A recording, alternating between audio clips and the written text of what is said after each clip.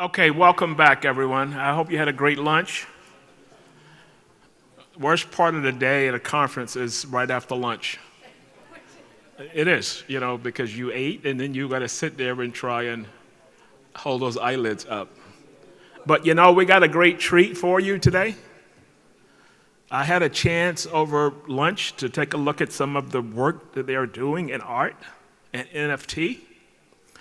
Absolutely amazing. And this will keep you awake. So, as a lead-in, the NFT panel discussion, Innovation in Art and NFT. The moderator is Gordon Einstein, who has the power pose. Watch the way he poses when he gets here. He owns the stage. So I'm going to exit the stage, and I'm going to put you in charge. And bring the rest of your guests. Thank you very much.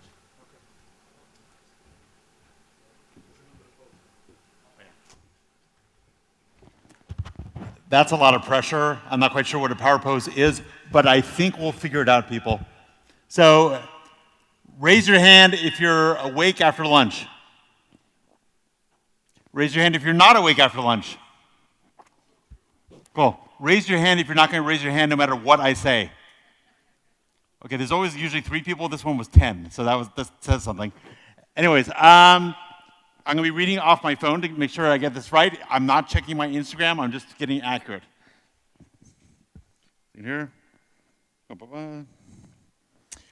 Actually, we have a special additional guest. We'll start with him. Dr. Marwan, are you available to come on up? I guess he'll join us in a second here. My good favorite artist, Veza? Sir? Actually, ladies and gentlemen, if you're on the panel, why don't you just come up on the stage, and we'll do a rolling intro from here. It'll just be easier. So, of course, you guys know Vesa. He's very well known here in the region and internationally. He's one of the first people on the NFT scene. He's the guy that actually introduced me to NFT and what that actually means when I had no clue whatsoever that this was even a use case. And I didn't know even about the standard, the ERC 721. And yeah, it was a hell of a journey since then. Yeah, there was a lot of trends going up and down, but it was so far so good, I would say. We're still very early, by the way. And then we have Amrita, who was one of the first people, if not the first local artist to do NFT art here. It's a huge leap of faith. A lot of people don't want to take that. You're putting everything on the line to try new things. You're getting out of the comfort zone. So I salute you for that. You're a risk taker, and hopefully you're rewarded for that. And inshallah, we have a huge auction today, right? Tomorrow? Tomorrow. Yeah. What time? In the evening at the gala dinner. And is it in person, or is it in person and online? No, it's just going to be in person for the auction. I don't want to ruin any surprises. Anything else you want to say about that auction? And then, I don't know, I think it's going to be, because we're at the Future Innovation Summit, I recently created a piece that I haven't actually released. It's not been released to the public, but I've done a couple of previews at the Theatre of Digital Art. I think you were there as well. And it's called Future Emirati. And so, Emirati Future, sorry. And it's like best place for me to kind of auction it off, because Emirati Future with the Future Innovation Summit. And this is really, I couldn't have thought of a better place. And I also had the honor of having, Sheikh Saka attend, as well as Mr. Adnan, to the Theatre of Digital Art at that time. And so we're coming full circle. But what's even, to complete the circle as well, is that in this artwork, what's really exciting is it's got Dr. Marwan's voice in it, which is even more exciting as well. Yes. And I think even with Vesa, I'm involved in his art now as well. So can you tell us, Vesa, a little bit about your art as well? Actually, do me a favor, pause 1 second. Are we able to get Dimitri? Welcome everyone. Okay, that was the soft launch of the forgot panel. Now we I have forgot the to tell you, the levels on that one is much higher than this, so you have to lower the energy.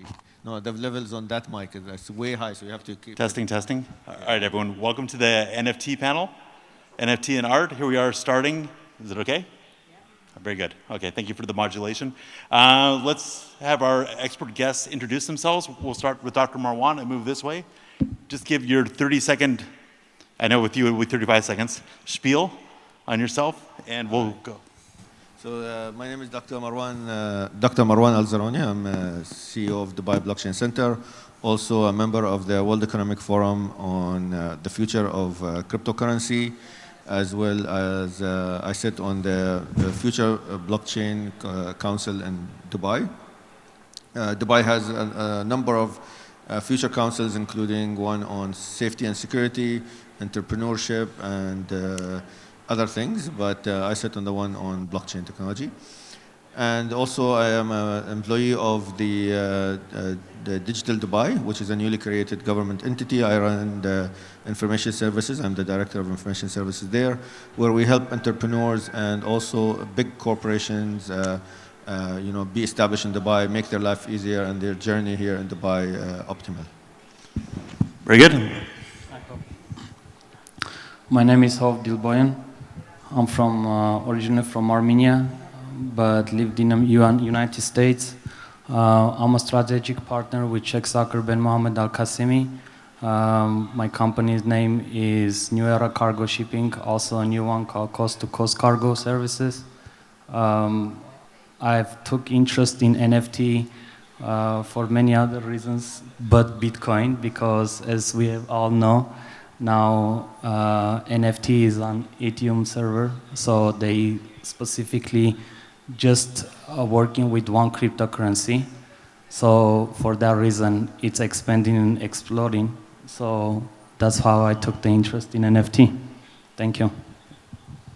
Let's pass the microphone. Oh, we got it. Very good. I'm Fernando Martino. My past is very varied in technology and cybersecurity, and I've been in this space for like 10 years, and I decided to do a bit more fun. You know, there's a lot of fun side on NFTs and metaverse, and gaming coming now into the equation. And I had a VR set a while back, and for me, what it really attracted me is trying to help. The creators economy is something that really what's the right word?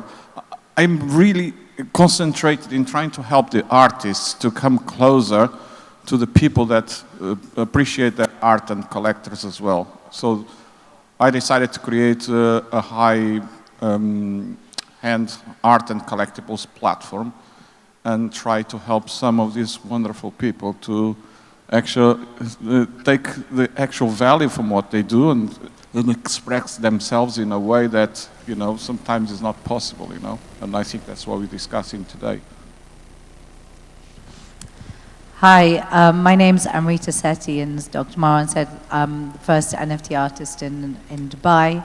I haven't always been an artist. I came from a kind of private banking background. Became a traditional artist, and then I became an NFT artist. And what NFTs have done for me personally is they've been able to kind of give and inject life into my my art, which is actually based on sound and technology. And so by being able to now NFT it, I'm able to really pull out the real kind of extra dimensions that you can take. Oh, hello. I guess we'll shift to Dimitri. Yes, it was me. Sorry, I was asked to talk. How are you, Sorry sir? to interrupt you. So you almost gave Amrita a heart attack. That was almost an NFT-worthy heart attack.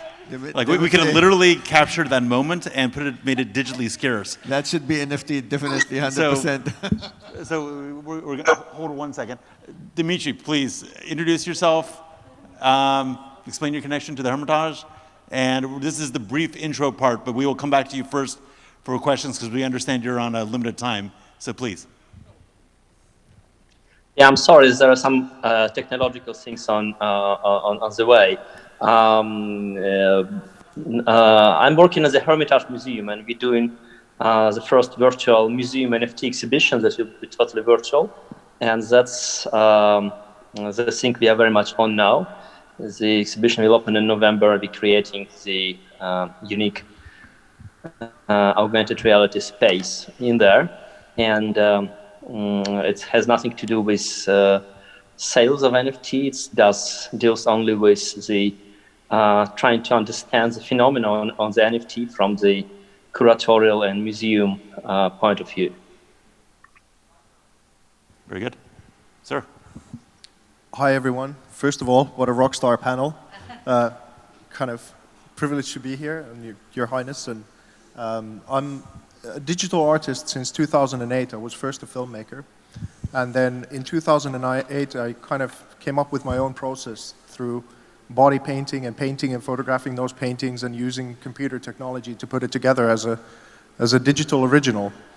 And in halfway through 2017, I came into the crypto art and NFT space too, as probably among the first professional artists to come and generate the whole space and be a part of it. And it's been quite the ride. So since 2008, I've had digital originals, and there's about 350 of them now that can become a market force now because NFTs are here. And it's going to transform just about everything that we know. So it's exciting to be here and talk about this thing. And your name, sir? Vesa. There you go. Fantastic. I feel like you have a poignant point to make about NFTs. Actually, talk about your car project. Let's just start with that for like a context. Well, sure.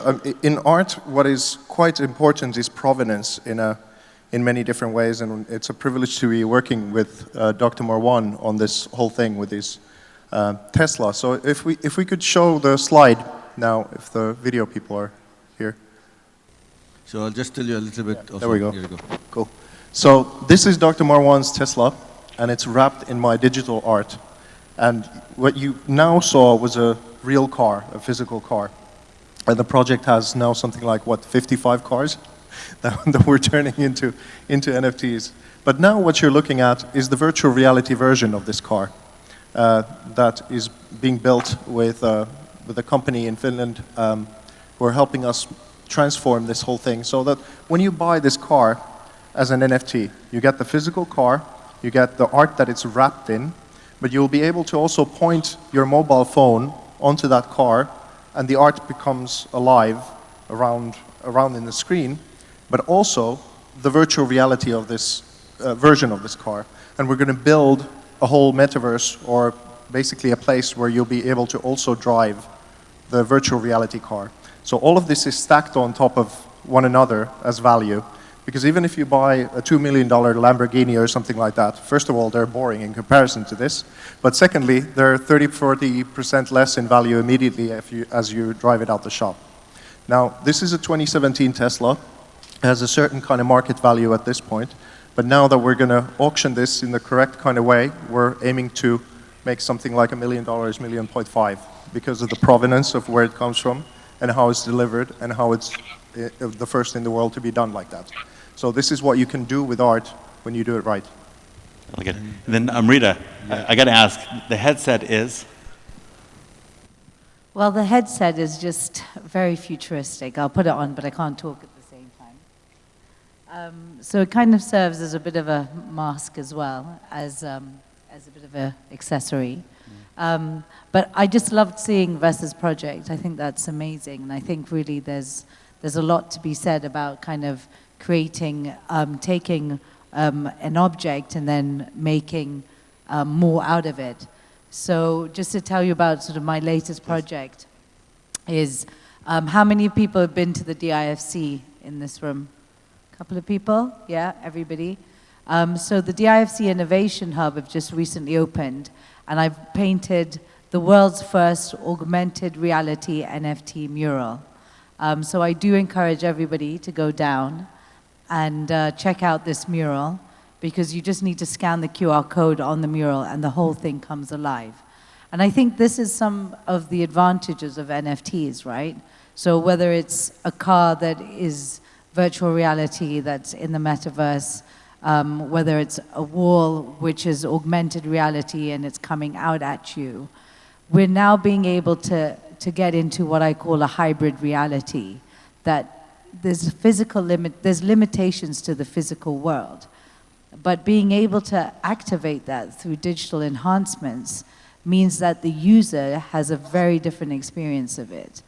And that's what I find really amazing, because it kind of unlocks a whole amount of creativity and as well as experience, which I think is going to just not only going to transcend the artist world, but I think will also go into into brands and companies. So imagine now you're driving down Sheikh Zayed Road, or you see an advert and a top brand, and you've got a banner, but now augmented reality is helping tell the story of that artwork. So I think we're going to see a lot more of this coming forward. So let me follow up with a question, and then Yeah. we can maybe involve Fernando with this also, or we'll open up to the group. When I think NFTs and art, I'm usually thinking of newly created art that is sort of hyper-real, in that a sense that it incorporates things beyond the base image itself. It evolves, it has interaction. It's more than just a 2 or 3-dimensional thing that would have been created in the past. To what extent does NFTing prior legacy style art play a role? Like, does making an NFT of the Mona Lisa add anything to the experience of the Mona Lisa, or is it something that's inherently related to new art and new media? I think it's a very good question, but I think it's a bit of both, right? So I think it's like you can relate it to movies, for example. So the old movies will always be in. I mean, that even getting that NFT of old masters in itself there's a massive value in that. In fact, if anything, these values will be millions. And when people talk about NFTing masters like Salvador Dali, and I mean, you can definitely talk a bit more about that. These amounts are really large. Those should be going for large amounts. And then you start to get into the tokenization of it. And I think I'll let Fernando talk about that. But I think for new art, what it does is that it creates a whole new genre of art that is separate to in itself. And I think sometimes you can also apply this new genre of art and overlay it onto some of the old masters. But for example, like putting augmented reality onto a Dali painting, for example. But with all of you can make the argument that Dali is already augmented reality. Yeah, exactly. I was just going to say it if you really want to blow your mind. But at the same time, I think it's an issue of copyrights for the old masters. But I think going forward, what's really exciting is to see what kind of creativity is going to be unlocked in this sense. So let's do Fernando, and then let's bring Dimitri in the conversation afterwards. But Fernando, to what extent does the NFT concept, I'll just reiterate, apply to pre-existing pre-NFT art? What does it add, or is it mostly a use case for new art that incorporates this technology? Yes, yes, for sure. Yeah, and look, we need to look at art and really understand. It's just not art, yeah, it's collectibles as well. Okay. So when we talk about NFTs, it's not just about art, it's collectibles, yeah? And it really started like that. If you go back to 2016, 17, it was just collectibles that were coming on, yeah? There was not much art being NFT'd, so we have to... And I'll interrupt for a second. Distinguish, if you might, the collectible use case from the art use case, if you might. No, they all fit into the same, yeah? It's just, you have to see it that it's a digital representation of something, yeah? Being a collectible or being art is just a representation of something, and it means different things for you. I mean, I particularly don't like stamps, you know, but there's people who love collecting stamps, you know, and who am I to say that stamps are not good, you know? Everyone collects what they love, you know? It's about how you relate to something, you know, and how you relate to art, and you collect art as well. Yeah? So everything is collectibles, being art or what we mean by collectibles, yeah? Then when you have to see that art is evolving. We're talking about the masters, you know, then evolved. I mean, think about how it evolved with Andy Warhol, you know, and the Prince and Banksy's, and then at the same time we saw people like Basquiat, you know, I love Basquiat, you know, imagine Basquiat 100 years ago. I mean, it would be crazy, you know, people would think that the guy was out of this world, you know. So art has evolution, and I think when we enter in this space with stuff that these two great people are doing, it's just an evolution of what we consider art, yeah? And the same with people. It's a digital art. I consider that an evolution of art. Yeah. So if you stick to that, then you start to understand try to figure out what is really the end goal of NFTs. Yeah. And when people still can't figure out, you know, it is virtual worlds. It's the metaverse. Yeah. And it is about that immersive experience that you will have. Many people talk about VR, and I don't think it's going to be VR. It's going to be AR. Yeah. As you walk through the world and you are connected to all of those virtual worlds, but in an immersive experience. So VR, in my perspective, was a failure, and I think it's going to continue to be a failure. Failure? Did I hear that? Did you say VR is a failure? It will be a failure in my perspective. Interesting. You know? Okay, we're going to... AR, yes. We'll get back to that one. That's an interesting one. Dimitri, let me bring you into the conversation. Please take a moment and explain your project a little bit more, and I think and your connection to the Hermitage, because that seems a perfect instance of looking at how NFTs apply to pre-digital art, and I'm curious how this is all tying together.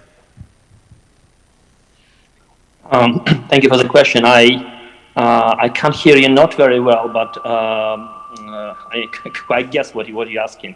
We're now building the twin of the museum, the Celestial Hermitage, the virtual twin of the whole museum that will be its presence in the metaverse, and all the exhibitions and all the collection will be all there. So we start now with the NFT exhibition dealing with the whole subject of the NFTs that calls the ethereal ether. It plays with the cryptocurrency and with poetry and with some Masonic allusions that we have in St. Petersburg especially. And this exhibition will try to show NFTs as they are in the virtual world. So there will be no screens, no physical presence, because my understanding of showing the NFT on the screens is like showing video art. So we try to avoid this completely. And in order to get to the exhibition, you will need to go into the virtual world fully with the glasses or with the mobile phones or computer. So, and my understanding is that the NFT are becoming part of the collection. So we're working now very hard on making the beginning of the NFT collection of the Hermitage Museum. We have started this already and will continue. So now the question is, what will be the curatorial principles of such a collection, and we're working hard on it. Very good. Oh, if I can ask you, I'm going to ask you a tough question, if you're inclined, or both of you actually. Both of you. Can you come up with a succinct definition of the metaverse? Either one of you. So I will not explain what the metaverse is, but I will explain what is the idea of something like pushing the boundary of art and things like that. Okay. What we perceive ourselves, everything we have, like a mobile phone, footwear, clothes, cars we drive, are all status symbols, right? In the metasphere or the virtual worlds, a lot of these items as well as are now considered status symbols. So a guy walking in Dubai with a kandora, every single one of us here, Emiratis, wear kandoras. In the Western world, it's totally different, right? The perception of how, status of a person is in Dubai is totally different than how it is, let's say, in India or in the US or the UK. Even, things that you wear, like watches, friends you hang out with, right? Different styles that you have, different cultures. Everyone has, I know even, I've read some literature, even belts in some cultures, the belt itself could be made like from threads of gold. And if I look at the guy wearing a gold belt, that would not look so nice to me, but in that culture, it would look like this is the richest and most, prestigious guy in this whole culture, right? And the metaverse is no difference. all these craziness that we see right now, or all this enthusiasm as well that we see in the metaverses with people showing their art pieces, items that they own, even within games and that kind of stuff. It's the same. It's just a translation from the normal cultural stuff that we have and the status symbols to the virtual world. And this will not stop. Some of it will fail, definitely, like Fernando said, but some of them will stay. In games, some of them not only have a visual appearance kind of status symbol, but some of them have powers as well. Some of them are tangible, like you can feel them, they have an effect in the world. Some of them are just appearance. And some of them actually are the ones that by use they actually degrade. So you might have, or you might buy some NFT that goes down in effectiveness every use that you use it in. So perishable, basically, NFTs and things like that. Right now, that's actually the first time I've heard that concept. NFT that does not have digital persistence, but it kind of wears away after use. That's an interesting idea. Weapons and games. Weapons and games. Artillery, all the stuff. Oh, please. Many years ago, when Mona Lisa or Picasso, when they painted those pictures, they didn't have they had the vision of something bigger, but they didn't have the tools to actually express their way of putting on the paper. So before, it used to be the art just as a painting or sculpture. Now the artist actually can go out of their boundaries, out of the limits, and create an art that can be out of this world. So the difference between the art before and now is now the art can be saved and be passed down to the generations, not like other arts that has been lost through many difficulties in different types, sides of the world, war. Like even now, until this day, they bring in a lot of undiscovered from Egypt, right? Undiscovered sculptures or mummies. So, and some of the stuff come out, it's still art. They bring gold jewelry, necklaces, sculptures that we never seen before, but it's still being digged down and hidden forever. But this art can stay digitally and be passed down, and it will not be worn down, because no matter what, as long as the file gets saved somewhere, you have a digital footprint of that NFT. Interesting. Because I think we're running down the clock, but I'm going to ask you a question that maybe will trigger something in everyone else, which is, you've been an artist, you've been dedicated to your craft for a long time. And I think, like many artists, you've had your moments of ups and downs, and it's hard, as artists, to get your voice heard, especially if you're working in the analog world. But I think your life has been revolutionized through NFTs. So can you comment just on behalf of yourself and maybe on behalf of other artists, what has this new technology and new modes of expression enabled you to do and changed your life? Well, if I can say something that even beyond my own personal journey, what I think is so important about this all is that the digital land ownership, which is now possible via NFTs, the digital buildings, the digital paintings, all the different kinds of ingenuity as you guys were talking. But what we're not really paying attention to is why crypto is important, is that there's about 3.5 billion people on this planet who do not have a bank account, and they don't have access to the financial system as a whole. So now they can circumvent the industrial revolution and get straight to the digital one, because even in remote villages in Africa, people have mobile phones and laptops. So they can start to use their own creativity, create their digital lands, their digital art pieces and whatever, and create new economies we didn't know that existed. And that actually spills onto something that is even more important in a relative degree, because we kind of know that countries that do well, they usually take care of their environment in a different kind of way. So if the more people we can lift out of poverty and give hope to and new opportunities for, which is what this digital realm is starting to be for most people. Because even if Elon Musk is going to Mars and the new resources from space are eventually going to be among us, most people in the world don't really care about that, nor do they have access. So what is the world going to look like after 3.5 billion people enter a new digital economy and start to create value that we didn't know that exists? But I would like to know how it's affected you personally. Oh, well, I mean, I so to speak, I've held on to 350 digital art pieces, and like we were discussing, because people understood the game dynamics very well in the early thing of the CryptoPunks and different kinds of art and collectibles or whatever, but there hasn't yet been that much expertise in analyzing actually the meta, what is inside of the frame, or the artist's career, or what they've achieved before in this kind of a thing. And so the metaverse, to me, also means that now the curation and that is coming in from the legacy art world and merging with the new one, it's going to be super exciting. But I've been building this actively myself for 12, 13 years now, and I've been very privileged to be a part of this transition. But yeah, 10 years sucked a lot as a digital artist without NFTs. Yeah, I like the personal note. I think we had a couple questions, or we were asked to open up to the audience for questions. Do we have any inquiries about NFTs or their application to art or where the trends are going? Sir Pedro, please. Actually, do me a favor, sir. Stand up and tell us.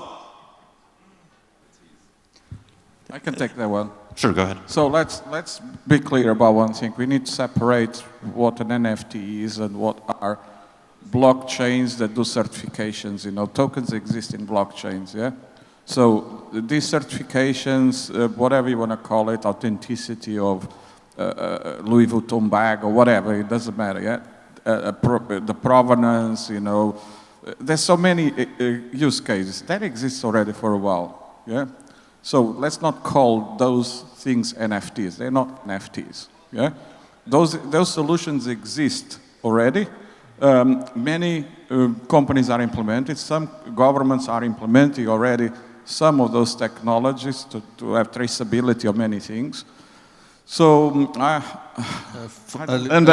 Dr. Marwan can actually jump on this. So in the UAE, we have something called the UAE Pass, which is our digital identity. And Digital Dubai, where I work. I worked on that project providing the root certificate authority for it.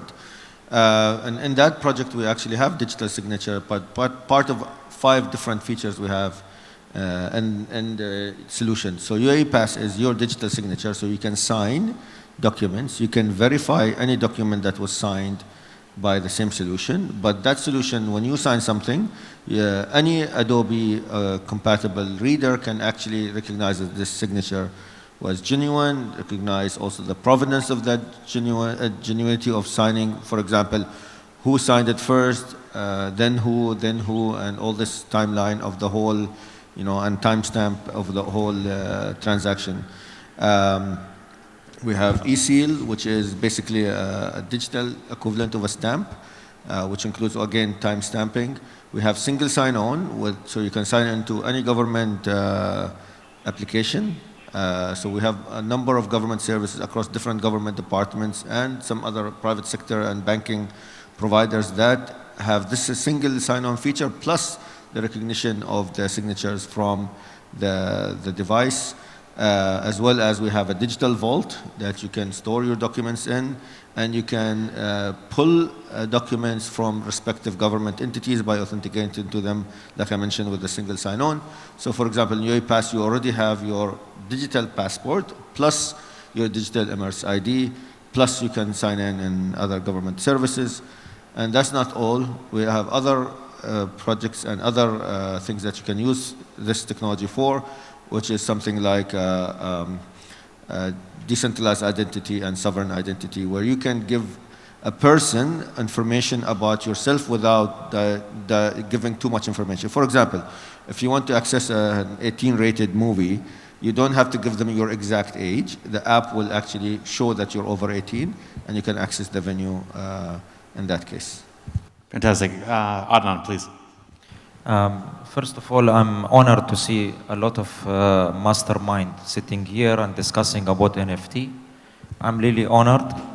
Thank you to all of you to make Future Innovation Summit again great with your knowledge to share with all the audience.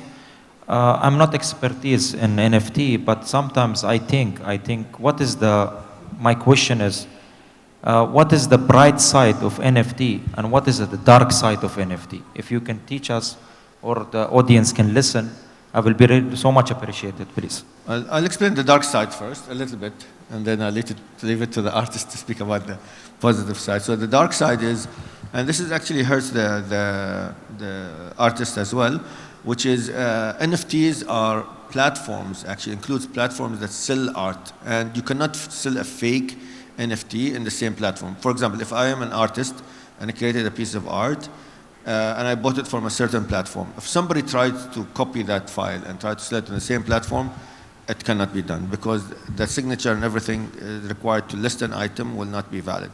But as soon as you take that out of that ecosystem and put it in another ecosystem, this can be done.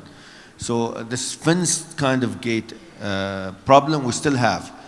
It doesn't mean that in the future we will not have a solution, but right now, unless all of these platforms are connected, which they are not right now, but technology is not there yet, we still will have this problem for a while, which is the gated fence kind of. Yeah, I want to add to what you said. There's other part. I'll let the artists talk about the bright side. The other dark side is that people still do not understand, especially some marketplaces out there.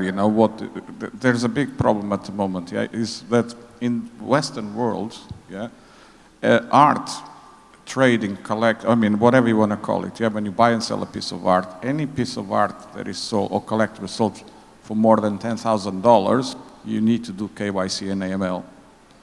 We've seen most of the marketplaces not doing that, and they are. Actually, they are doing a decent job right now. I think initially it wasn't there, but now a lot of them. Yeah, now they started. Yeah, so there are still some marketplaces, that they start. You have even for listing verified accounts with the ticks and everything. Yeah, correct. So that's good. Yeah.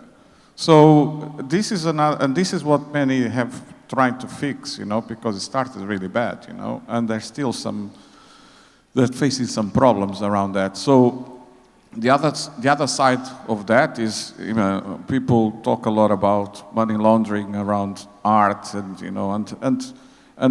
it gives really something bad for people when they think about NFTs, and they talk really bad, like when they talk about cryptocurrencies and so on. And I think it's all our job, being a platform, an artist, people are interested to make sure that all of those things are fixed. We are doing the right job to provide the right platforms for people. I agree and disagree a little bit, because I think if you're a money launderer, the worst thing you can do is come to cryptocurrencies because it's all traceable. Let me make one comment on the dark side, and I'm maybe dating myself a little bit, and this is a little bit personal. I think there's something to be said for engaging in reality and engaging in experience in a physical way. To going to a museum, to seeing physical art, to seeing a statue that's hundreds or thousands of years old. And I obviously made my entire career around digital and virtual and making things accessible, making them abundant. And in general, I think that's a positive thing. But I'm always, maybe it's a generational thing, a little bit wistful about losing some aspects of our prior analog life. I'm someone who likes to read a physical book rather than reading on the Kindle, though most of my books are on Kindle just for convenience. If you want to see, the sculpture David or a real Mona Lisa, there's something to be said for actually making the trip and going to the museum and seeing it. I'm aware that can be simulated and being made more abundant. I just don't want us to lose the binary experience of the physical and the digital. Maybe the artist can comment about that. Sure, just to say about the positive side, if I may keep on that side, because the problems have already been surfacing. It's that whole thing, like I was saying before, is that there's a whole new digital economy that essentially, with regards to artists who've been thousands upon thousands of years, usually not the beneficiaries of their own labor, this is the liberation of a whole creative class of people. And what that means, we can't even begin to understand what that all is. But what NFTs actually extend to, because in one way you could say that it's a glorified receipt, For example, in America, what brought it its power and provenance was the STEM fields, science and engineering and all that kind of stuff. And the funding for it has been steadily declining for a long time. And to a relative degree, the academia is in some sort of a crisis over there. So what if NFTs could empower the STEM field, not only in America, but all across the world, and utilizing it in a different kind of way to creative incentive circles that would become the next trillion-dollar industries? And it's a fascinating topic, but I think we're about to get the magic cane pulling us off the stage. So let's give a big round of applause to our panelists. Thank you so much for joining us. Good job. And remember, support art and support artists. Yes? Yes. Thank you so much.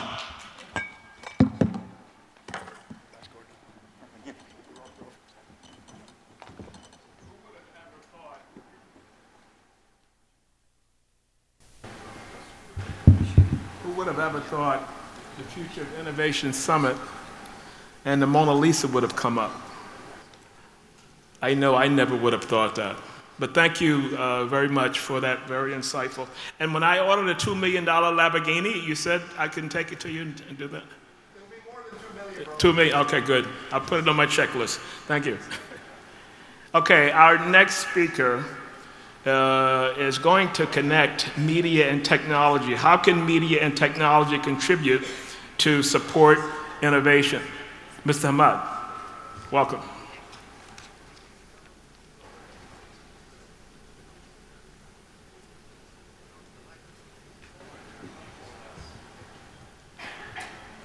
Thank you so much. Ladies and gentlemen, Your Excellencies, many thanks to Sheikh, His Highness Sheikh Sagar bin Mohammed Al-Qasimi, and many thanks for your attendance as well. And I would like to thank His Excellency Adnan Noorani, and thank you again for your kind words. We had a great motivational, you had a great motivational speech earlier on, which it motivates us. Each one of you, of course, heard what everyone mentioned about innovation, and this Innovation Summit is all about bringing new businesses or connecting new businesses or making sure that there is a future success rate into this. So. Being in the media myself, for over 20 years in the media field, I have experienced one thing, that every entity or every project, they're all looking for a success. We had a very good example today about the woman who tried to create a soup out of the stone soup. That was a great example. This is what we are actually, we have to come up with a partnership.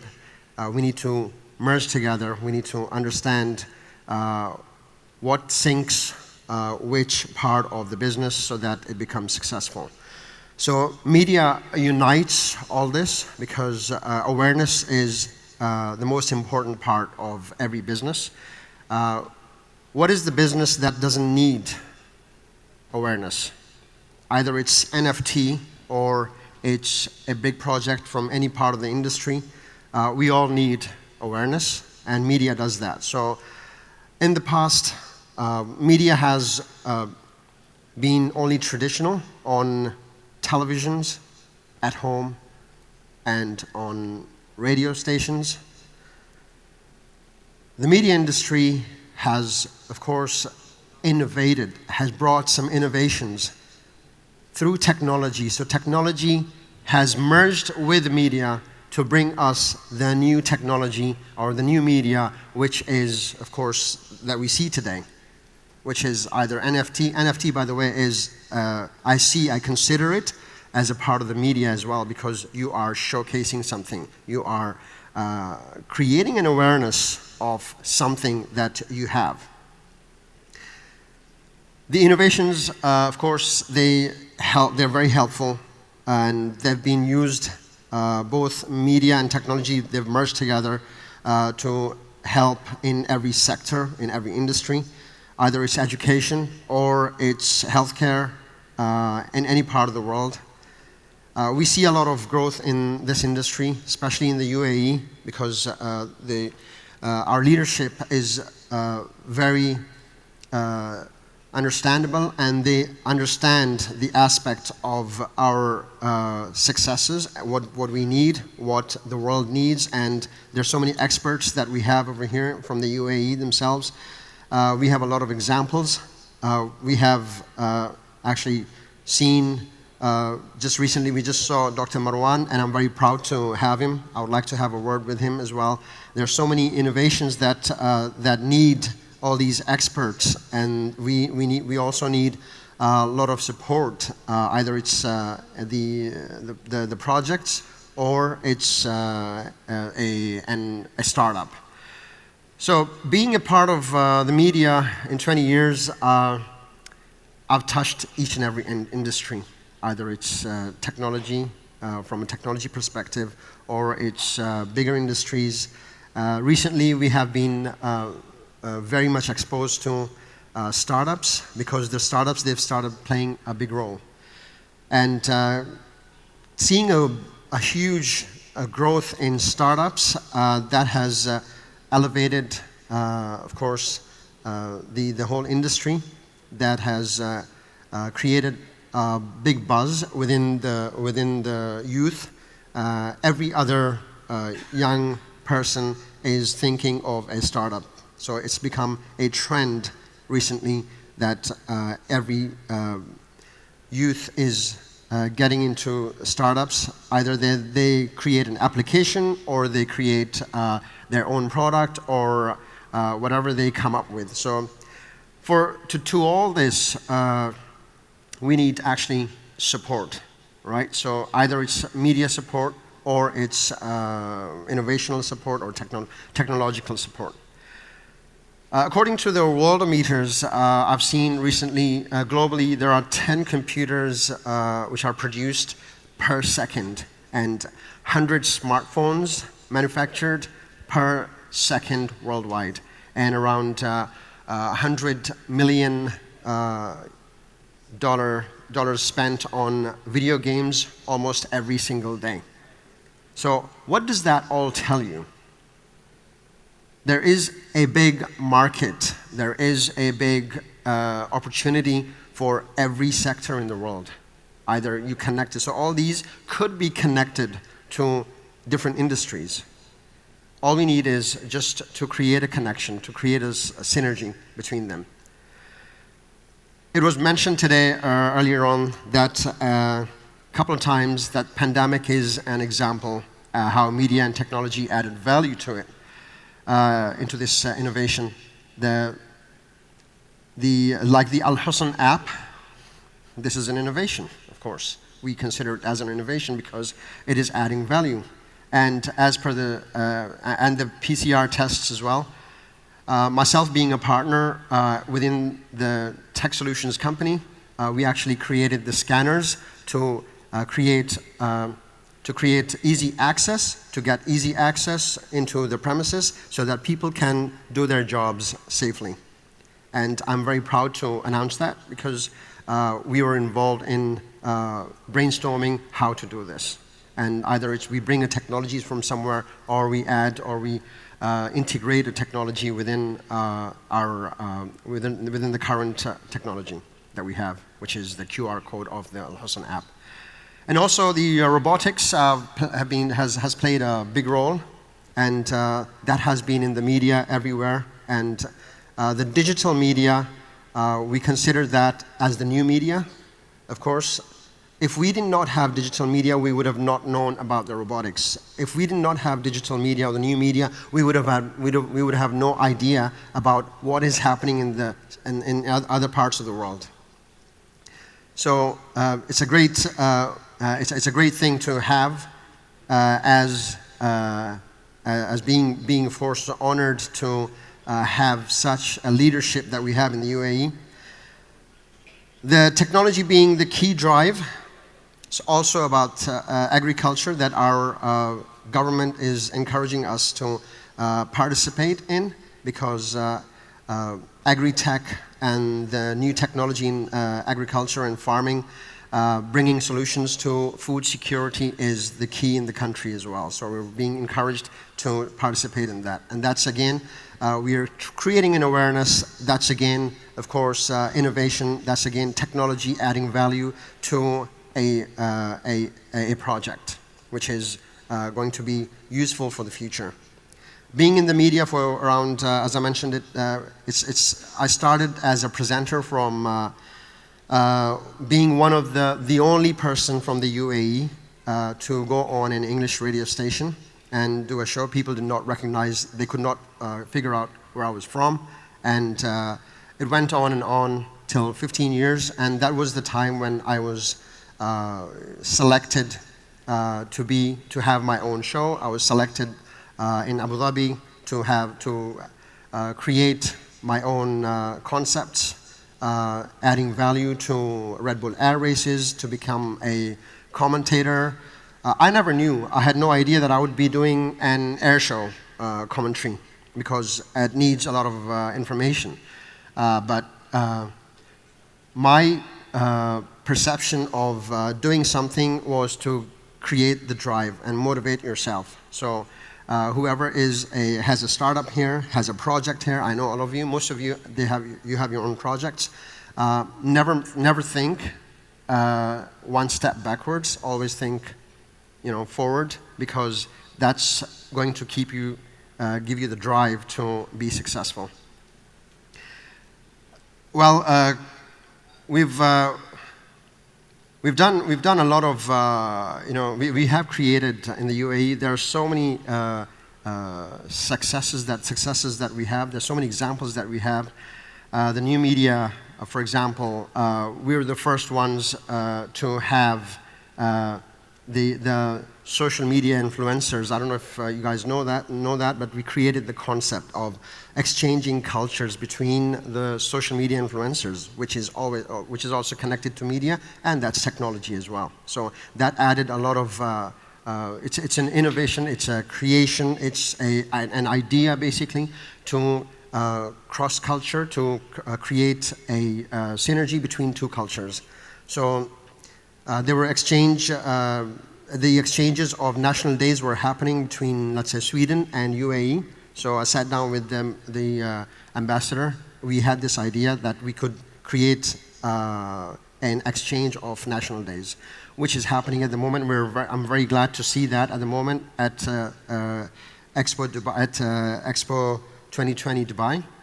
And every other day we're celebrating a national day of a different country, which again brings the cultures together.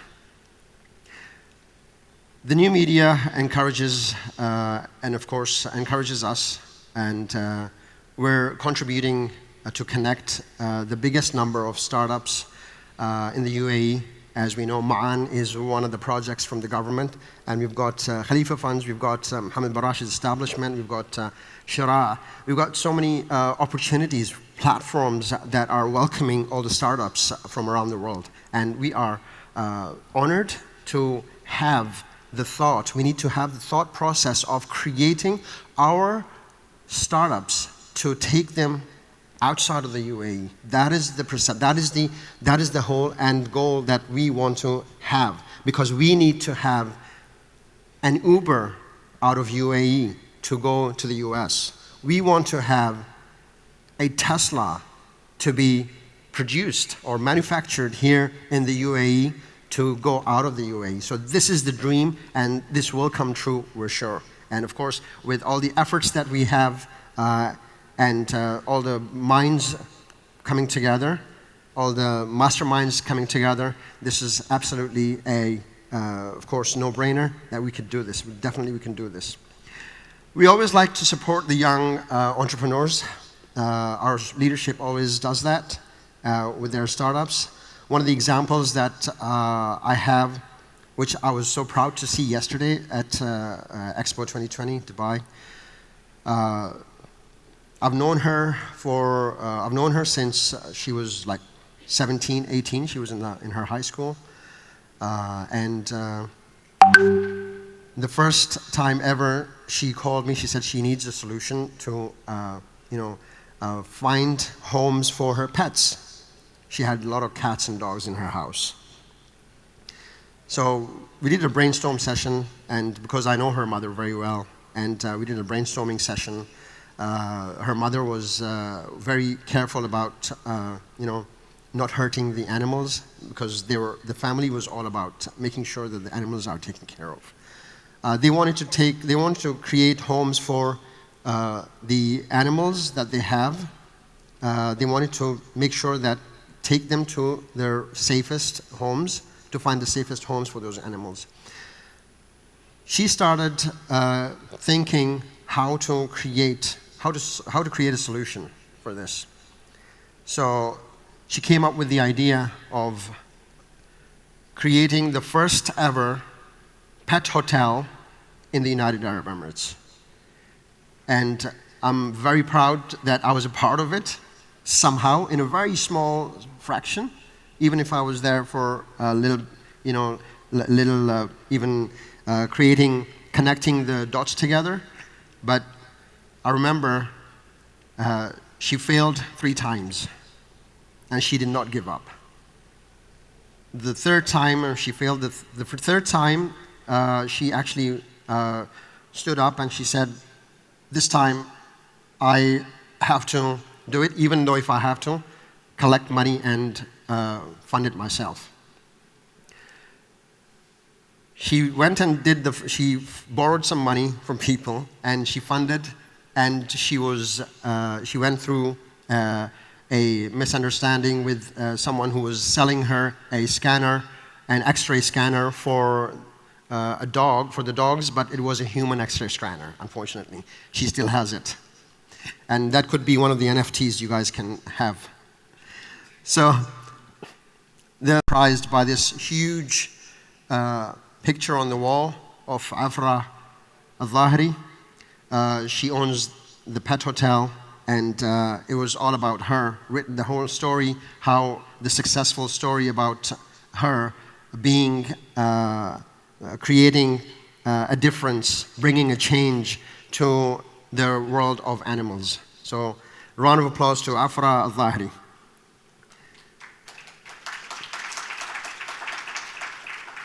Innovation startups are growing, and we thank our leaders, our leadership, of course, supporting in every step.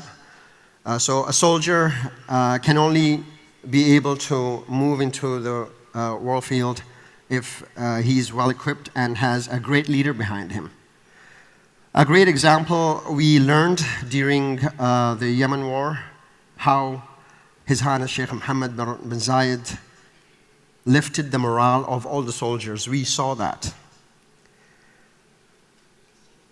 All the young UAE soldiers, they were ready to follow the vision of the leadership. And they were all aiming to bring peace to the region. And the moments which touched the nations were, maybe not many people know this, but the moments that touched the whole region, not only the UAE, but the whole world, when every leadership went and visited the martyrs' families one by one. So that is something unforgettable. They changed their agendas, they got out of their protocols, visited each and every family member. I met each one of them because I lost 3 of my cousins in that war. Allah may bless their souls and may bless our leadership. Going back to our summit, so just like a soldier being well equipped before getting to the field, we are proud of our leaders who are constantly availing opportunities and for innovation to build the future.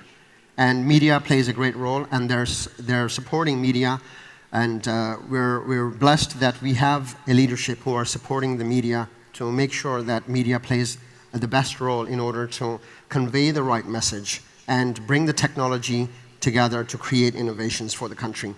This is the time for us to follow our leaders' vision for 2040 and 2071 and help each other at such platforms.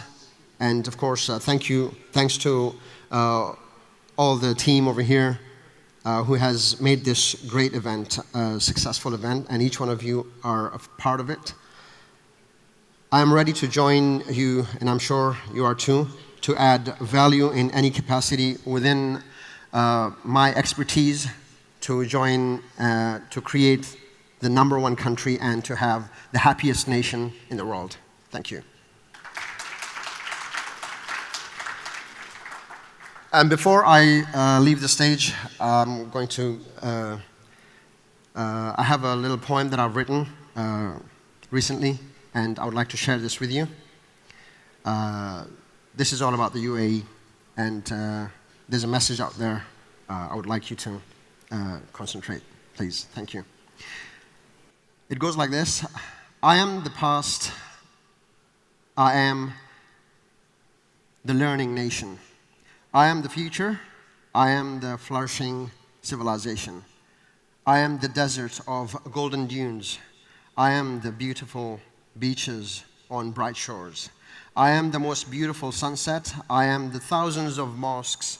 I am the church. I am the temple. I am the house of worship of every religion. Yet I am a little prayer. I am the dream of Zayed. I am the future of agriculture. I am the tallest towers. I am the fastest change. I am the green deserts. I am the busiest part. I am the busiest ports. I am huge in every thought, yet I am young and small. Yet I am the child in a cradle. I am the student. I am the graduate. I am the engineer. I am the scientist. I am the frontline doctor. I am the sleepless worker on every street. I am the prayer of every mother to a child. I am the blessings of every father. I am the blessed helping hand. I am the world's dreamland. I am the mission of Zayed. I am the thoughts of Khalifa. I am the destinations of Rashid. I am the #1 innovations of Muhammad bin Rashid. I am the humanity of Muhammad bin Zayed. I am the cultural capital. I am the historic museums. I am the ancient forts. I am the precious grain of every sand. I am the life from every drop of water. I am the new hope of a pearl in every shell. I am huge. I am big in every thought. But yet, I need you. I need you. I need you on every grain of my soil. I need you in every drop of the rain. I am your belief. I am your trust. I am your honor. I am your faith. I am your sincerity. I am your prosperity. I am your mission. I am your aggression. Engrave me in your soul. Engrave me in your soul. Keep me through your veins. I am your pride. I am your celebration. I am the future innovation. I am your nation. I am the light of the great Zayed. I am the year 1971. I am the 2nd of December. I am United Arab Emirates. I am United Arab Emirates. I'm United Arab Emirates. Thank you. Thank you.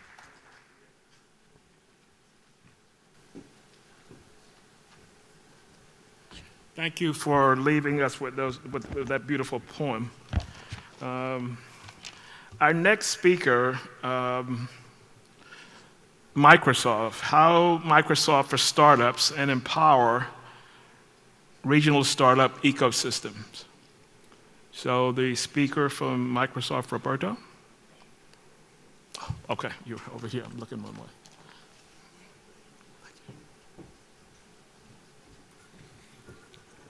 Hello everyone. My name is Roberto. I'm the Managing Director for Microsoft for Startups here in the Middle East and Africa.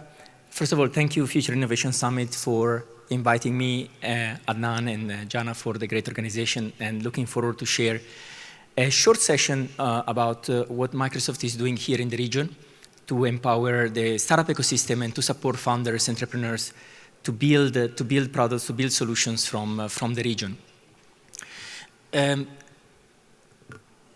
We all lived the craziness of the COVID time and the pandemic, right? So our CEO, Satya, said that basically we have seen in 2 months, 2 years of digital transformation happening, right? So a huge acceleration when it comes to innovation due to the fact that a number of organizations started adopting more of the technology already available,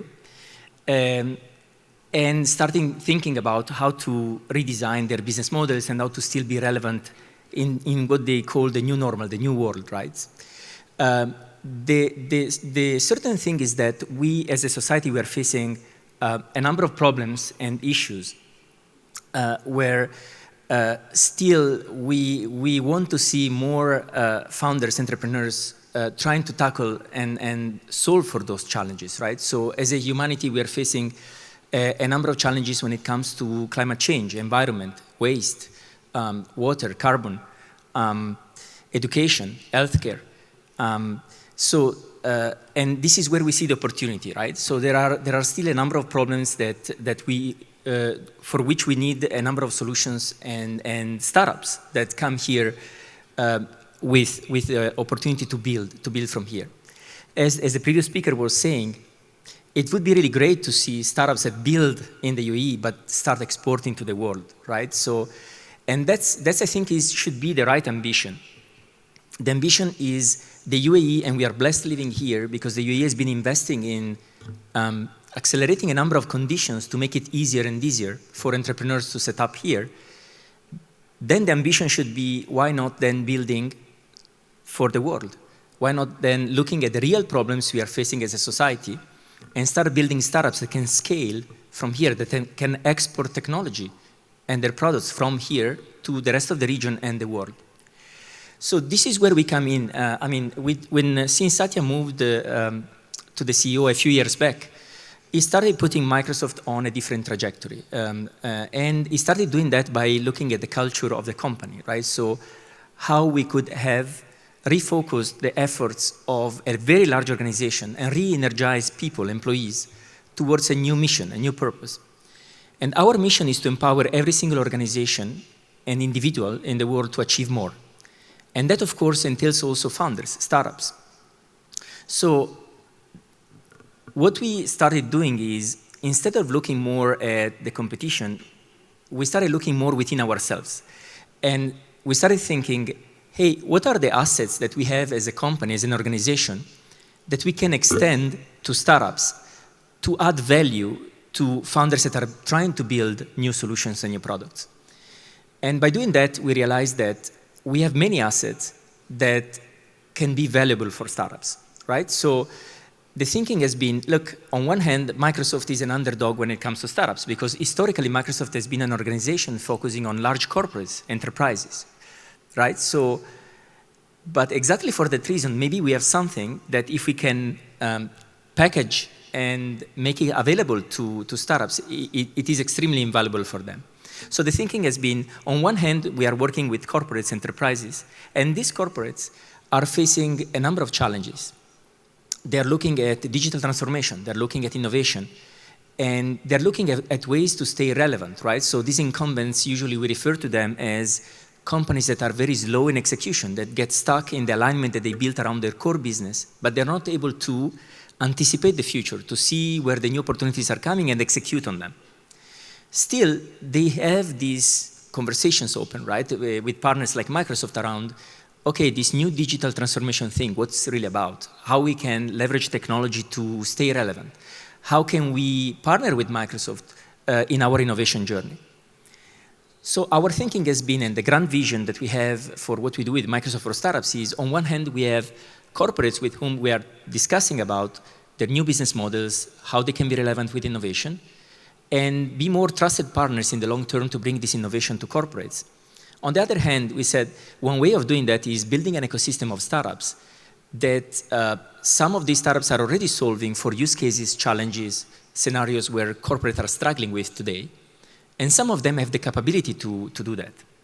So the idea is, why don't we build a connected ecosystem where on one hand we can bring innovation to corporates, on the other hand we can accelerate the growth and the business growth and sales for startups at a time where they most need that, right?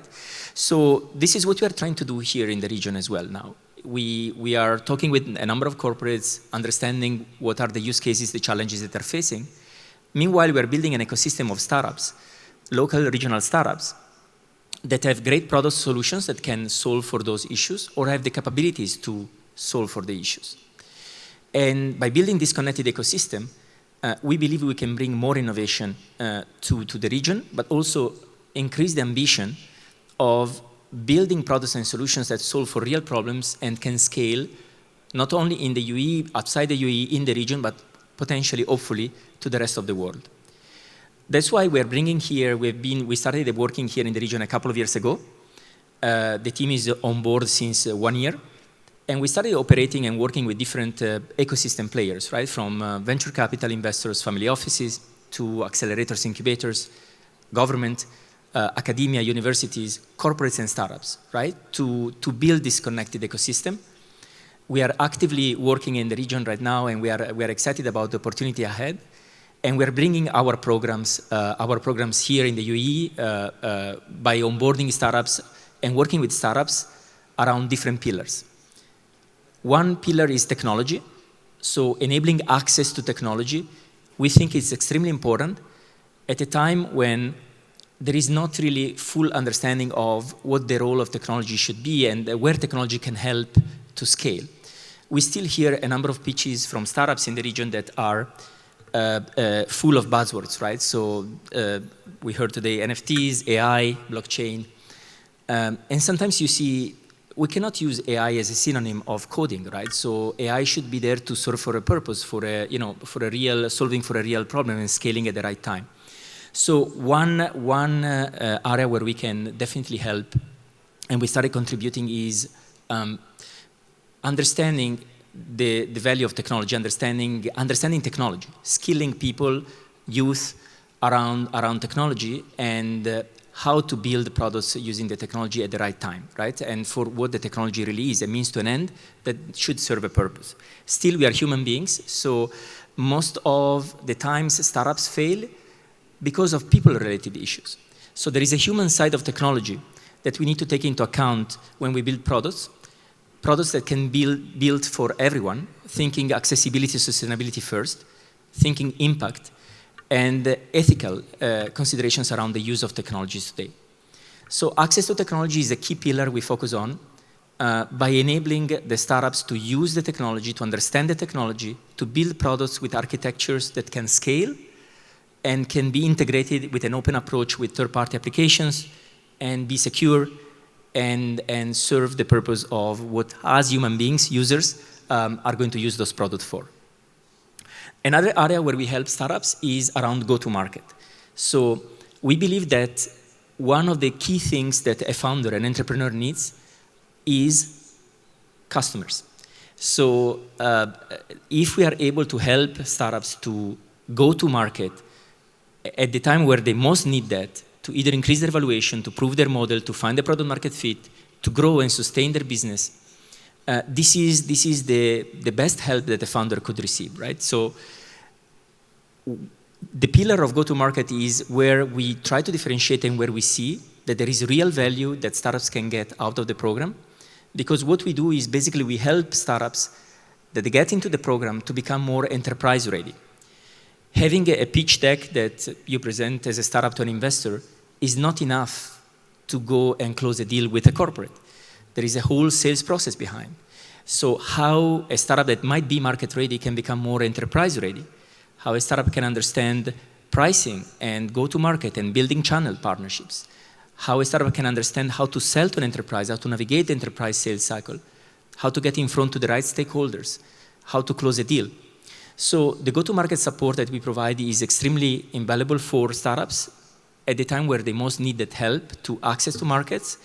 Again, not only in region, but also thinking that you have a product that you can take to the rest of the world. So leveraging the worldwide presence that a partner like Microsoft and the channel partners that Microsoft has to scale and internationalize the business and go access to other markets. The third pillar we help startups with is investor readiness, where most of the help is around building the right strategy to approach investors.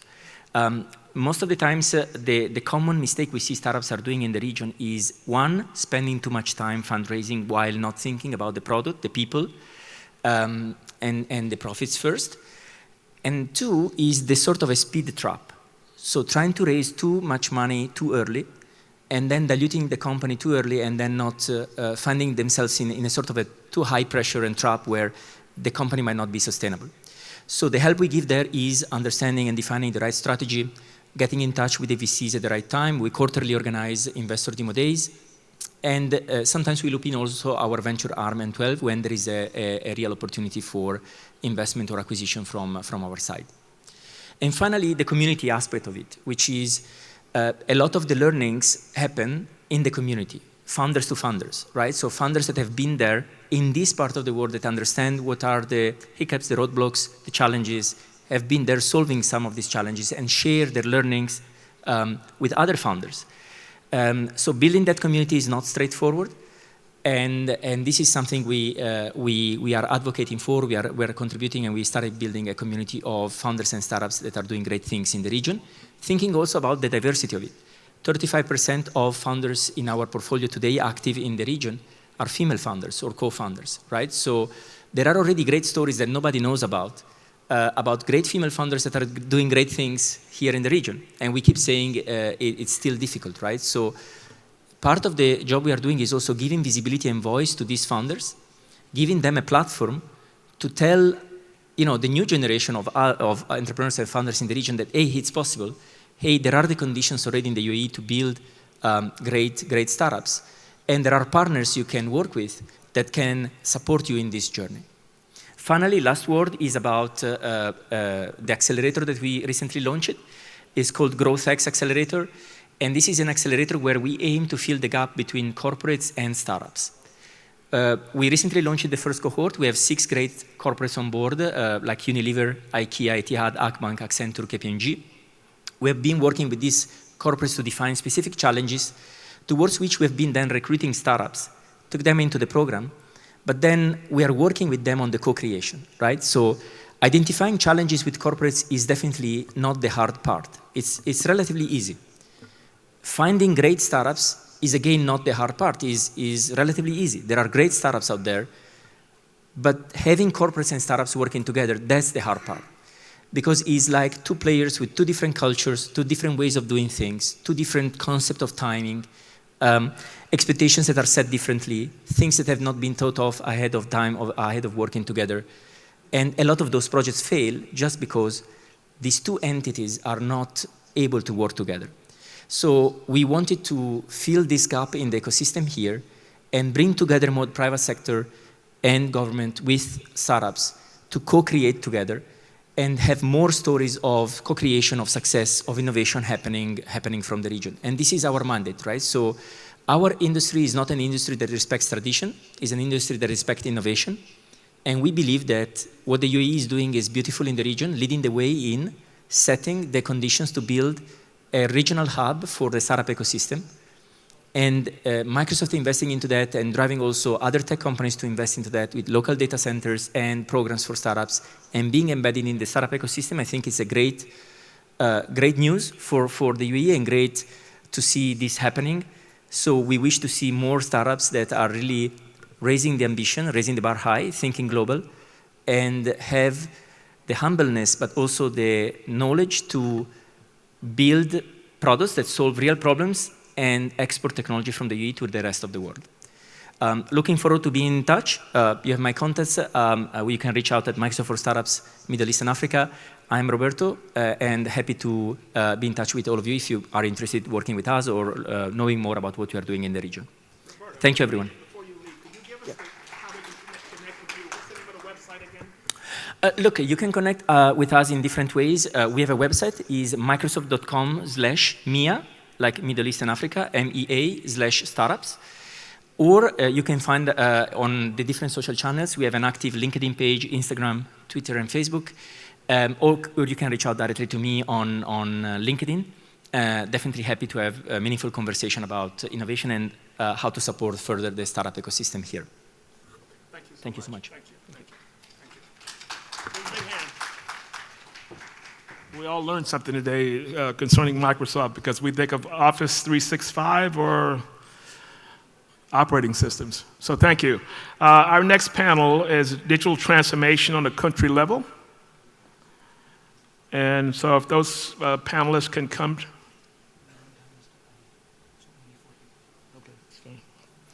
If they can come to the stage now. Digital transformation on a country level.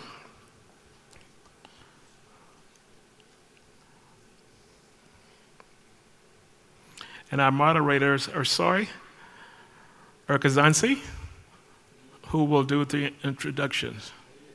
Okay. All righty. Okay, cool. All righty.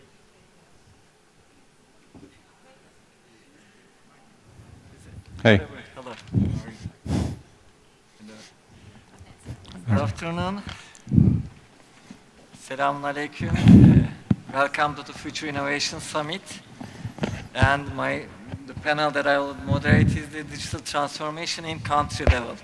My name is Ersoy Erkazancı, and I'm a TV presenter for Bloomberg, and I have experience in banking for 17 years.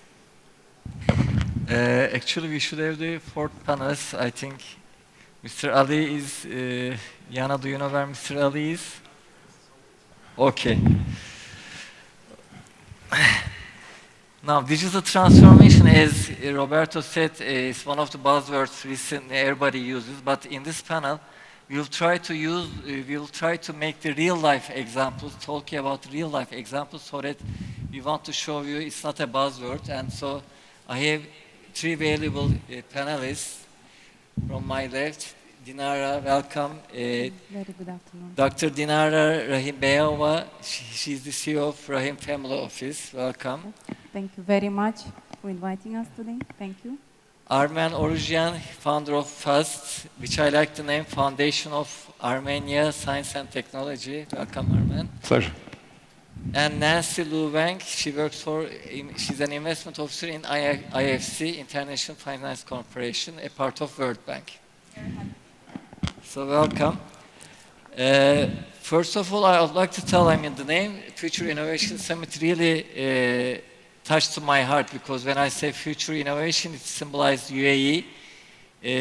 When we look at UAE, Museum of Future, or recently after Mission Mars, they announced Venus program. And yesterday I was in Expo, so when they invited me, so I really wanted to come immediately, His Excellency, I'd like to mention about this. So when we say digital transformation, maybe it's easy to adapt it in corporate level or personal level, because all of us have our iPhones. But when you talk about a country level or a government level, what should we understand? I want to give some examples from Dubai, because we are living in Dubai, but I want to hear your examples. For example, in Dubai, we have Smart Dubai, Digital Dubai, or we have Paperless Dubai project, Dubai Blockchain Strategy, or Happiness Ministry. So when we say country level, what should we understand? And from Dinar, I want to hear your example from Uzbekistan, because when we were talking about Uzbekistan, you told me about your project, Data Smart City project. So tell me what you are doing in Uzbekistan, and before, can you briefly introduce yourself also to audience? To use this one or this one? I think it's working. First of all, ladies and gentlemen, very good afternoon. My name is Dr. Dinara Rahimbaeva. I am investment banker with 18 years of experience of London City. I've been fundraising almost all my life. I helped for all digital transformational at the beginning when it started 2007 and 2008 back in London City. So in my total career, I fundraised 10.5 billion US dollar into tech startups in London. Then I came to Middle East, and I like Middle East because Middle East, it's a lot to learn about. From nation, from culture, and it's close to Uzbekistan culture. And all day, almost today, we are enjoying hospitality, which is what we in Uzbekistan have as well. And I really would like to welcome you all to come to Uzbekistan and see how beautiful country we have. I'm originally from north of Uzbekistan, which is Harazm. Harazm, this is where is a history of all digital of this planet is born, because Al-Kharazmi is a father of algebra, mathematics, and what we enjoy today, all digital platforms, coding. My son is a coder, and me being investment banker, when he joined family business, we had to implement all digital transformation of this planet, and this is how it started, idea of building data centers. Why we choose Uzbekistan? Because geographically it's positioned very nicely. We call it Switzerland of Central Asia. And we have full support of government regarding the electricity, because electricity nowadays, the most cheapest, it's 0.041 cents on the governmental level, and plus we have our own solar, which is we producing on a 0.037 pills. It's absolutely amazing price of electricity, which gives for us opportunity to build data centers, not only for us, to welcome in the future big entities like IBM, like Microsoft, like Amazon, because Central Asia needs presence of these big entities. Till today, we don't have them, and one day we'll look forward, because now we're building tier 3 data center, and the plus being of mother of programmer and the crypto miner. Now we have 50,000 machines, which is, we're mining Bitcoin and in the silicon, and we're happy about it. And today, what is our target to say that, yes, on governmental level, we're doing all transformation because we're supporting storing data of government on our data centers, which is, it's really a hot subject at the moment, because Central Asia, such as Kyrgyzstan, Uzbekistan, Tajikistan, in a high demand of tier 3 data center. This is my part today. Thank you very much, and welcome to Uzbekistan one day, all of you. I hope I will come. I want to come also. Armen, can you introduce yourself a little bit, your background, and what are you doing in Foundation for Armenia Science and Technology, and can you give some examples from Armenia? Thank you. Pleasure to be here. What we do with the foundation in Armenia, we work on enhancing the science technology ecosystem, essentially creating an ecosystem that will drive scientific advancement and technological innovation. We look at this as a key driver for prosperity in Armenia. I mean, that's a key driver anywhere in the world these days. But what we look specifically, what Dinara mentions here, she mentions a tool which is necessary, data sciences, and especially at the third level. This is incredible, so I congratulate us to what you're doing in your native country. We look at science as a starting point for the development, industrial development, but development of the country in general. And when you talk about science, this is year 2021, right? So this is not year one, science already is there. But in order for you to truly, truly understand and appreciate science, you need to be highly educated. And what I mean by that is the following. Most of you probably had kids here, you know, if you give Einstein's book on relativity, a small child is going to do two things with the book. First, he or she is going to try to eat it, And then if she doesn't like the taste, she's going to start banging it on the table to see what type of a sound it makes, and then she's going to very quickly be bored with it and throw it out. Only because as a human, she doesn't have the intellectual capacity just yet for her to appreciate what's inside of the book. So having said that, that anecdote that I bring is critical because education plays a dominant role when you deal with science. There's nothing as important as education, and I don't say it because of passion for education, because of me going through highest level of academia, is because you need to have deep knowledge of education for you to first understand science, second, for you to maintain it properly. So if you have that base and then you go to the next one, what's the next one? Next is extension of science, advancement of science, which is research. And then the third is how do you benefit from all of this scientific discovery, which is commercialization of science. So what we do in Armenia, we look at all these three domains and verticals in our programs, and we have currently about 31 programs going on, approximately 10 in each of these categories. We look at advancement of education for us to ensure that people have a high level of understanding of the scientific discovery that's already in place, and then working on the research to drive scientific advancement through our young scientists, through Nations Academy of Sciences and many other outlets that drive scientific advancement.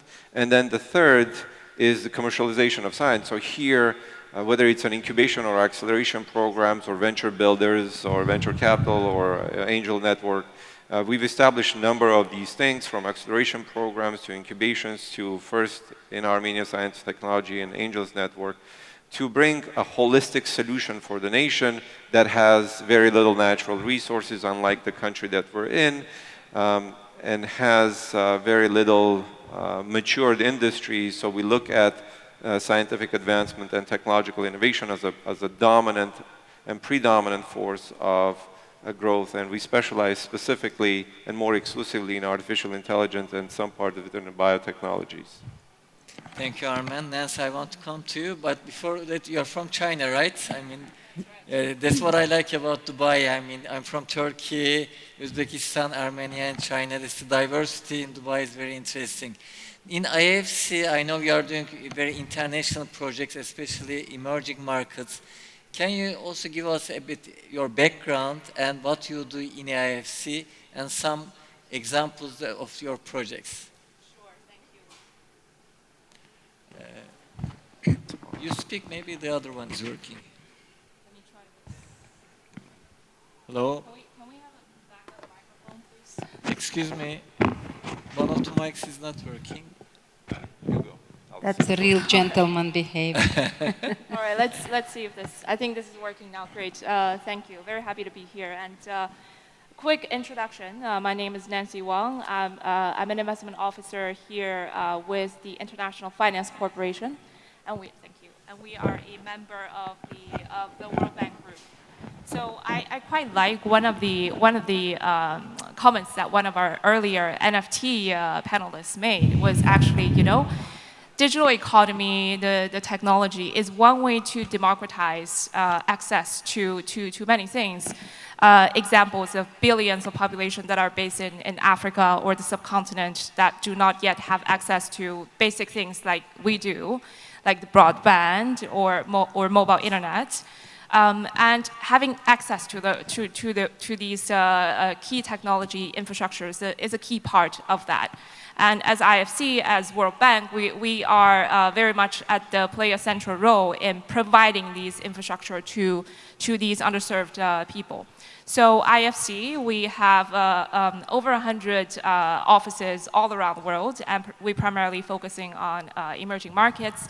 So Africa, here in myself based in Dubai, covering the MENA region. So these are very key markets for us. So I would say when it comes to digital transformation or providing bringing technologies to country at a national level, I think us as the World Bank is really kind of well positioned to tackle this very challenging issue from multiple levels. First, World Bank would have a direct relationship with many of the governments directly, and we are able to act as a trusted advisor to governments when it comes to formulating digital policies or industry policies when it comes to innovation, education, etc., which are all quite key to digital transformation. Secondly, which was what I touched upon earlier, was that the brick and mortar infrastructure that we connect people to the rest of the world. So key infrastructures such as data center, which Dinara is working on, as well as telecom towers, submarine cables, etc. So these are all key infrastructures that we finance, especially in the emerging market context. I can share with you one of the financing that we recently closed is for the island nation of Seychelles, which many of us have visited. And so with the $20 million loan from the IFC, we help the nation enhance and upgrade the broadband access to the nation. And third layer, I think it really comes to the more innovative side of things when we're seeing new economies, basically, such as ride sharing, e-mobilities, e-logistics, basically new forms of business models using technology as a tool, but doing it in a more efficient way. So one other example, also a recent investment that we did on the Africa continent, is that we invested in a company called Move, which is an exclusive fleet manager and partner for Uber in Nigeria. Because challenge in usually in emerging economies is access to financing. So Uber, as mighty as they are, maybe as a company, when it comes to entering emerging markets, they face the same challenge. And Move, as a partner, they help drivers access financing, access leasing product basically, to allow the drivers to basically access vehicles, and as they drive, as they serve or work on the Uber platform, they start paying off the lease payment. So that's something that we see that's very innovative in the business model, as well as using technologies. I'll stop here. Thank you, Nancy. Very interesting examples. Dinara, I want to come to you, Dr. Dinara. I mean, she gave very interesting examples. In Uzbekistan, what you are doing is amazing. But are you focusing any specific sectors or any teams, like in Expo, opportunity, mobility, and sustainability are the main teams? And also, another question is, digital transformation is a very big name. I mean, only government cannot handle this. What are the roles of other parties, universities or private sector? Who should take the lead? I like to tell always on our own example what we are actually doing, because we have IT department in our holding, which is we're developing business messengers for internal use and external use. And one is available, and now we're supporting the platform which is called Expo Chat Business Messenger. An idea of data center came to us because we understood what does server capacity. And we started with 1 rack, now we have more than 57 racks in each data center. Because without digitalization, we need to support, we call it, I learned it, I'm not programmer, I learned everything from my son who is programmer. But I know technical wording, so I can explain. When we talk digitalization, as such as industry, let's start it from exhibition. So Expo Chat, what we now already exist, and it's available on Google Play and App Store, it is transforming such as exhibition itself. So what it is gives, it's optimization between users, so you can see it 1 meter between users. So sometimes opportunity come and goes, and see so much people, when they're using it, they see the simple say hi. So, and opportunity is yours. So what we decided inside of our family office to try to transform each sector, such as we started with exhibition, now is a film platform we have already, which is called vfilm.online, which is going to transform all film industry, because this corona showed for us that we would like to collaborate. Doesn't matter, because we're human beings. Yes, sometimes we can be locked up, but who told to us that we cannot collaborate? And platform for each industry is needed. And to have such a platform, we need to have enough data storage. So it comes all logically, like the word, Arabic word, mantak. So everything what we do must to have mantak, logic behind of it. So when we're building platform, we need to support this platform. And what we understood, when you're doing applications such as you need to learn to support all data itself. So that's what is behind of it. Yes, government is supporting us, and private sector we cannot underestimate because all big players in digital sector is private.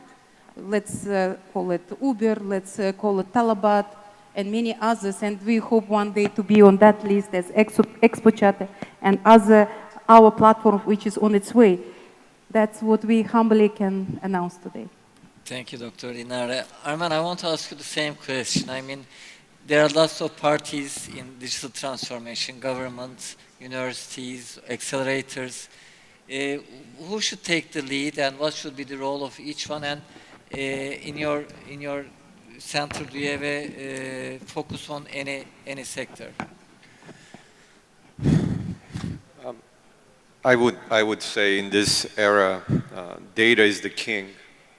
And because data is the king, government automatically becomes the owner of that kingdom, whether you want it or not. I think one of the key elements that needs to be done by any government, especially small government, is standardization.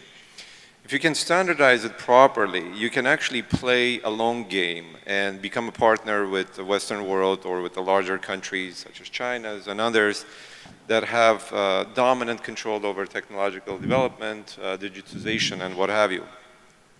But if you properly standardize it in order for you to collect the data, for you to maintain the data, then structure it in proper ways, then annotize it, and then be able to actually make it available for scientific discovery or for entrepreneurs to generate new solutions, I think you'll accelerate the development. So it's not that there is, the ownership, the proper ownership of digitization is in the government hands in this current era. Whether you want it, you like it, you don't like it, that remains true. One element that I think we properly or improperly, as individuals, we feel that we're in control of data because it's our data, so data privacies and things of that nature. Again, I like to speak in eras, in today's era, but it's a passing era. I think slowly we'll lose control over data, over our own personal data. And believe it or not, in the history of humanity, we didn't control our own data. I mean, if you go back into the kingdoms, and this is not too far ago, right? So if you go back 200, 300 years ago, any sovereign could have entered your house and counted everything you had, anything about you, anything about your family, anything about your child, anything about your wife, and all of this was available to the sovereign. This is only in recent history that we're kind of, we can lock our doors and say, this is my property, including the property ownership is a new phenomenon in the civilized world, so to speak. And although we're very protective of it, I'm afraid, or maybe for the benefit of humanity, we're going to lose the control over the data, and then it becomes available, and then there will be probably another boom of technological boom based exclusively on the availability of the data. Today, you do a lot of proxies, so we're marginally right on whatever it is that we're trying to do, be it with autonomous vehicles and many other technological advancements that look at the precision and digitization is one of the critical elements that we're trying to do to get more precise, more faster to people's records or to things of that nature. The point I want to hammer home is the data, and in order for us to really to have another boom in technology is going to be standardization of data. And small countries, emerging countries like you and I, we come from Dinar, and I think to a certain degree where you come from as well, is imperative for us to be able to properly package it and make it available to entrepreneurs and scientists to play a role of a partner with the Western world. Absolutely. Thank you, Arman. Nancy, Arman mentioned about the importance of data, and some people say data is the new oil. So do you agree with that? And also, I mean, in the projects that you are doing in the other countries, how do you collaborate with the other parties, like with the government or with the ministries? Absolutely. So I like to use an example. You know, in my view, it's really a concerted and coordinated approach. I like to use an example of I think a courtroom dance, right? A ballroom dance. That you know, I think the government oftentimes is the male dancer, right? He's the one who kind of sets the pace, or anchors the position, or start a spin, right? And the private sector companies, businesses often are, you know, I think it's in my view it's like a woman dancer, right? They are more beautiful to look at, I guess, but they have to kind of dance around and dance with their male partner. So I think it also comes back to our DNA as an organization, as IFC. We really truly believe that to revolutionize, right, to take us to the next phase, so to the digital transformation, you know, big topics like this, or energy transformation, which we are also seeing. One party cannot do it alone. You need the government and the private parties and private sector really to work together. And we often, as an advisor to both sides, we kind of guide both sides a little bit. If the government is, you know, is not setting the right standards or providing the right regulatory environment, doesn't help private sector to flourish, and vice versa. So I really truly believe it should be a coordinated approach. Okay. I'm also checking the time, so I want to ask you last two questions, but I want to ask you the same questions. One of them is, since it's the Future Innovation Summit, when we think about the future, for example, in Uzbekistan, on the digital transformation level or on the government level, what do you expect? What will we see? Okay, this time I will let the other question. I would love to tell about Ministry of Healthcare. It's completely transforming because we're part of it as well.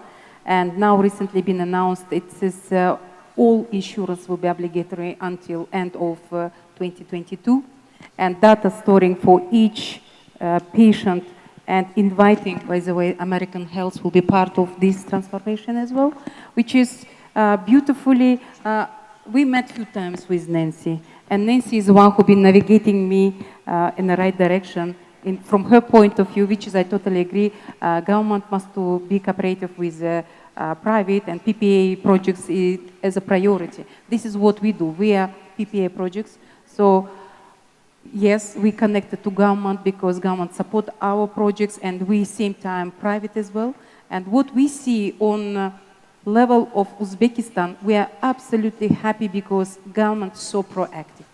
Such as proactive government like ours, we could dream about. I'm telling you honestly, we are lucky Uzbek people because now for recent new government which just came on the power, they're absolutely welcoming any kind of technology because we are technology hungry country. So, and here because majority of the people tech orientated, so that's why I'm just from my humble family office I could invite because it's still very hungry technology. We need more and more expertise. We need blockchain because what I saw today at Etisalat, what they're doing, it's impressive. I personally invited Etisalat to exchange with us some ideas how we can bring this is the idea to cooperate blockchain between telecom because we work with Uzbek Telecom and all banks because why we technology people we need for our society because each sector have a problem. We must admit that each sector have a problem and only technology can help to sort it. And we are such as this society who can be part of big support to government. And thank you very much for His Highness Office to organizing such as Future Innovation Summit. By the way, our company name is Future Innovation Projects of Uzbekistan, which is we proudly can say that. So we are here to learn more from Middle East experts to take it to Central Asia. Thank you. You mentioned a couple of times, but I want to emphasize Dr. Dinara is inviting all of you to Uzbekistan. Yeah. Armen, your comments about what will we see in Armenia in future? First, I want to see. First, I think it would be good to see the future in the first place, the way the world goes. But on a serious note, I think we're kind of at a crossroad, not only as a nation, but those that are in audience and those that are producers when it comes to technological advancements and scientific discovery. Most nations consume technology, most nations consume scientific discovery, hardly participating in it. Even if you have a scientific community, it takes a lot for you to really be part of the advancing community. And what I mean by that is the following. And correct me if I'm wrong, I think you will have a better data. In 2020, China had approximately, nearly 300,000 international patents a year. That was the first time it passed the United States. I think it was 275 to 286 or something of that nature. Well, when you start with that number, that's about 25,000 international patents a month. I mean, imagine what type of a scientific discovery that's happening that you're able to patent. I mean, you have a lot more discovery that you're not able to patent. You have 25,000 of them a month that you patent. You can say it's the size of the country, it's this and that, but it's really trivial matter. What matters is the actual activity in that space. When you look at small states, the activity is between 0 to 1. So it's not that you have about 1,000 of them. No, the activity is actually you have 0 or you have 1 international patent a year. That means you're not really participating in setting the future. The future is set for you. You're just a consumer. And the point that I want to make in here is, if you're not worried about this, this is a serious problem. If you're worried, that's not enough. What you need to do is you really need to get on that boat, on that speedboat, and be part of it, because if you're not part of that in the near future, I'm afraid that you will, in perpetuity, become a consumer and then irrelevant because technology is taking over. Whether you like it, you don't like it, you fight it, you don't fight it, it is taking over. It's kind of a next version of our evolution. Whether we're pre-designed or predisposed to have it, it's happening to us. So what's happening to your, coming back to the question that you're asking, this is why I say it's kind of an existential question, whether you exist in the future or you don't exist, because the future is changing things for you independent of your interference. So I think it's imperative for any nation, including Armenia, to really get deep into scientific discovery and technological advancement, to be part of that producer rather than only consumer. Thank you. Nancy, yes, I want to take your comments about the future. When you look at the future, I mean, what should we expect from the future in terms of digital transformation and maybe on the government level? Yes. Sure. So I think two things I wanted to share, right? One is, despite of the world that we're in today, so many challenges, geopolitics, COVID and everything, the whole world's supply chain and transportation is in a mess. I don't need to kind of reiterate on that. But, long term, I'm still very optimistic that we as different nations are still coming together as one globe, as one world. I see in my work so many sort of digital transformation across borders. I see, interesting that Armen mentioned the China taking kind of leadership in innovation, technology innovations. I see so many of my friends or with the company that they're working at, bringing technologies and introducing new business models in many other countries. because, you know, China is only so big, competition is already very fierce, so why not, you know, introduce it to Africa, introduce it to Central Asia. So I'm still very optimistic in that regard. Second, I think digital transformation really gives nations, especially developing countries, emerging markets, an opportunity to leapfrog in the way that they catch up with say, the digital transformation, right? We've seen countries skipping 2G, 3G network and directly jumping to 3G. You know, that's an immediate example. And many other things can be done, you know, especially with technology, which is quick, asset light, and very quick turnover. So 2 points, I think, and yeah, back to you. Thank you, Nancy. Same time's up here, but can I have one question if there's from the floor? Ersoy, I have question to... Okay, Dr. Dinar has a question to you. If you don't ask... Because otherwise we're too serious, but I really believe that future we're talking, I believe maybe more than half of it. Do you believe to aerospace? Okay, now we're talking about only our planet issues that we're planning to sort. And what is, I really would like that someone from this crowd to answer for this question. Yes. Do you believe into aerospace science? And I believe this Innovation Summit in a few years we're going to discuss this subject more deeply. Yes, can you raise your hands up if you believe aerospace science, right? Yes, aerospace. Yeah. The question is aerospace. Do you believe that one day, in 10 years' time, 20 years' time, we can fly to MKS, let's put it like that? Yes, to space. With this kind of rapid development of technology, or we're only going to sort the issues which is on this planet? We will not be sorting the issues of the space. I like, yes, a lot of. Yeah. I can use this, yeah. Thank you so much. To be honest, what Sheikh Mohammed bin Rashid said, nothing is impossible. We don't believe in impossibilities, right? So it is possible. 20 years ago, we did not know, or 25 years ago, 30 years ago, that tells you my age, right? So we didn't know there was going to be a Knight Rider kind of a car on the streets, which we possibly have a prototype right now, right? So everything is possible. You never know.